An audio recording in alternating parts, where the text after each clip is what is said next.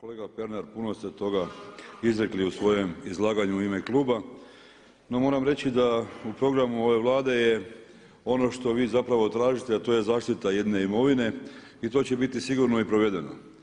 No vaša djelatnost u proteklom vremenu kao i gospodina Sinčića je djelatnost koja se sukobljava sa zakonom i ona je opisana u Kaznenom zakonu.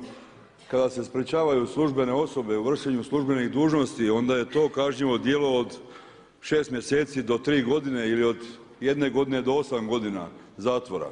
Naročito onda kada se napadne službena osoba u vršenju službene dužnosti ili se ugrozi njezin život. Po tome vi bi trebali biti već davno u zatvoru. Vama je zaprečna kazna kada ste napali policajca sa prometnim znakom ovdje na ulazu kraj Sabora i udarili ga u glavu sigurno trebala biti bar 5 godina. Ako to niste zaboravili, ne znam, ja ću kao zastupnik sada postaviti u idućem ministru unutarnjih poslova, a jednako tako i ministru pravosuđa što je sa tim slučajem i zašto niste procesuirani bili tada kada ste napali život jednog policijskog službenika koji je branio jednu instituciju, a to je bila Sabor. Vi danas kad govorite o zaštiti tih ljudi koji su se našli u poziciji da budu ovršeni, vi im stvarate dodatne troškove kada se mora policija angažirati zbog vaših nagovora. Ti svi računi dolaze tim unesrećenicima i još dodatno im stvaraju probleme. O tome ne mislite. Bolje da odriješite sada kad imate saborsku plaću pa im platite te troškove koje ste prouzročili svojim angažmanom i nagovaranjem. A da ne govorim o tome što radite kada sprečavate službene osobe u vršenju službene dužnosti. Ovo je institucija gdje ćete moći zajedno sa svima onima koji žele dobro tim unesrećenicima koji nisu mogli plaćati ili su prevareni kroz zakonske okvire riješiti problem. Prije svega želim naglasiti da nikad u životu nisam udario, napao ili davio nijednog policijskog službenika.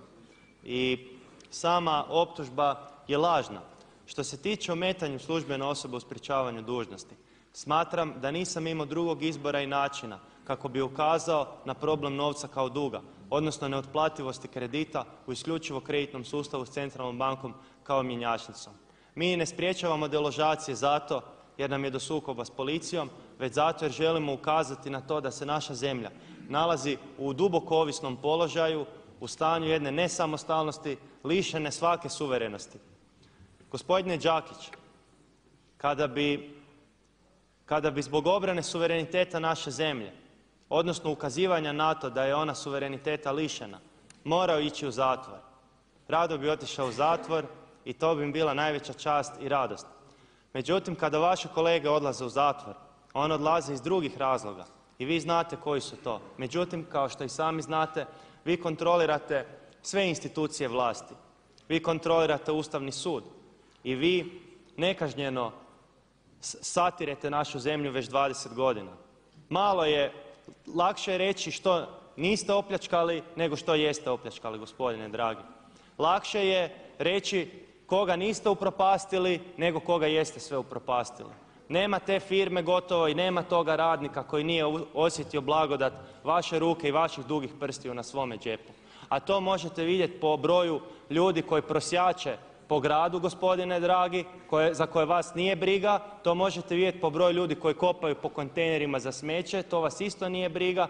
Niti vas je briga što ljudi čekaju u redovima pred pučkom kuhinjom. Gospodine dragi, ja dok sam bio dijete, kad je bio rat, kad smo svi bili siromašni, tada pred crkvom Svetog Josipa na Trešnjevci nije bilo redova za pučku kuhinju. Danas ja vidim da više nismo nakon 25 godina svi siromašni, da se neki obogatili, da im u životu ide dobro, a da golemoj većini ovog naroda, gospodine dragi, nije dobro. I da zbog vas i vama sličnih mora napuštati našu zemlju trbuhom za kruhom. Hvala.